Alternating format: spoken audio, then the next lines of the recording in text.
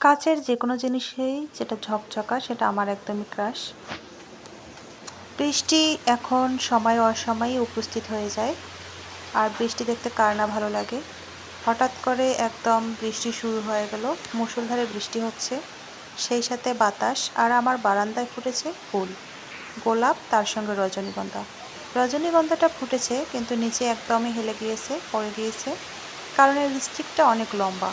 এটা যেন একদম টবে কোনোভাবেই মানে আটকিতে পারছেই না, যেন একদমই লম্বা মানুষগুলোর মতো যেন লাঠি দিলে মনে হয় ভালো হতো, এরকম একটা অবস্থায় পড়ে যাচ্ছে। আমি তুলে দিলাম। তো গাছে ফুল ফুটলে খুব ভালো লাগে। কিছুদিন আগে আমার বারান্দায় ফুলের মধ্যে বেলি ফুল হয়েছিল, তখন আবার রজনীগন্ধা, গোলাপ হয়নি। এখন আবার বেলি ফুলের সিজন শেষ, মানে গাছের ফুল শেষ, এখন আবার রজনীগন্ধা আর গোলাপ। আর যখন বৃষ্টি থাকে না তার আগে হচ্ছে অনেক একটা মানে স্মেল ভালো ছিল, খুবই ভালো লেগেছিল। কিন্তু বৃষ্টিতে এসে সেই স্মেলটা হয়তো বা ধুয়ে গেছে, বৃষ্টি থামার পরে হয়তো বা আর সেটা পাওয়া যাবে না। তো মুষলধারে বৃষ্টি হচ্ছে আর ফুলের এরকম বাতাসের দোল খাওয়া দেখে ভীষণ ভালো লাগছে। যদিও এখন হচ্ছে বিকালবেলা, যদি আর একটু হয়তো বা দুপুরের পরে হতো তাহলে হয়তো বা বৃষ্টিতে ভিজতাম। বৃষ্টি আমার ভিজতে খুবই ভালো লাগে, কিন্তু বৃষ্টিতে ভেজা হচ্ছে না। তারপরে হচ্ছে বৃষ্টিগুলো দেখে মনটা জুড়িয়ে যাচ্ছে। আর বারান্দা থেকে সামনের যে ভিউটা, এটা তো মানে সামন থেকে যারা দেখবে না, ভিডিওতে যতটা সুন্দর লাগছে তার থেকে যে কতগুণ সুন্দর লাগছে যা বলার মতো ভাষা নেই। তো এই বারান্দায় হচ্ছে যে আমি সবসময় এভাবেই হচ্ছে যে মানে ভীষণ মানে ভালো লাগে আর কি। আর এদিকে এই যে কাচের যে বোতলটা দেখতে পাচ্ছেন, এটাকে হচ্ছে আমি রং করব। আর এখানে ফেব্রিক রঙগুলো ওগুলো নিয়েছি। আর বোতলটা ছিল হচ্ছে সবুজ কালার। আমি এর উপর অন্য কোনো কালার ইউজ না করে সবুজ কালারই ইউজ করতেছি। আসলে কাচের যে কোনো জিনিস যেগুলো ঝকঝকে সেগুলো আমার খুবই ভালো লাগে, আর মন চায় যেন এটা আরও ঝকঝকে হয়ে যাক।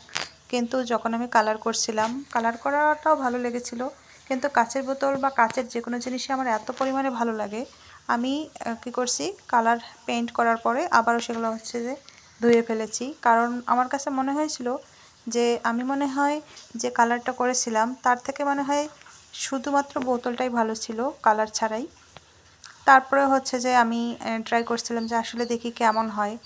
আসলে আমি অতটা পেইন্টিং করতে পারি না, তারপরেও হচ্ছে মাঝে মাঝে কখনও ফ্রি থাকলে সেটা হচ্ছে ট্রাই করি, ভালো লাগে। এই কালারগুলো ছিল অ্যাক্রিলিক কালার। এটা হচ্ছে যদিও মানে একটু বেশি দামিটাই ছিল, তারপরে হচ্ছে যে আমার মানে আর্ট করতে মন চাচ্ছে। আর আর্ট করার জন্য যেগুলো হচ্ছে পেন্টিং করার জন্য যে তুলিগুলো থাকে ওগুলো বলেন আর ব্রাশ বলেন, যেটাই বলেন, ওগুলো আমার কাছে তেমন একটা ছিল না, মাত্র একটা ছিল। আর এই যে ছোটো করে গোল গোল দেওয়ার জন্য এরকম কোনো কিছু ছিল না। তো একটা কাঠি দিয়ে ট্রাই করছিলাম। তারপরে হচ্ছে সাদা আর লাল, সবুজ, এই তিনটা কালারে হচ্ছে আমি এই বোতলের মধ্যে ইউজ করেছি। আসলে বোতলটা দেখতে কিন্তু ভালোই লাগছে। তারপরে এভাবে কিছুক্ষণ রেখে দিলাম। রেখে দেওয়ার পর আবারও হচ্ছে যে আমার বারবার মনে পড়তেছে যে সুন্দর যে ঝকঝকে হচ্ছে কাচটা ছিল ওটাই মনে হয় বেস্ট ছিল। তো আমার আবার এগুলো জিনিস মানে ভালো লাগা থেকে কাজ করা হয়, কিন্তু কিছুক্ষণ পরে আবার সেটা আবার মনে হয় যেন চেঞ্জ করে ফেলি, আবার মনে হয় নতুন কোনো কিছু হচ্ছে বানিয়ে ফেলি, এরকমটা মনে হয়। তারপর হচ্ছে এরকম করে মানে অনেকভাবেই হয়, মনে হচ্ছিলো যেন আর একটা অন্য কালার করি। এইভাবে এইভাবে আবারও হচ্ছে আমি বোতলটা নিয়ে এসে পানিতে হচ্ছে ওয়াশ করে নিলাম।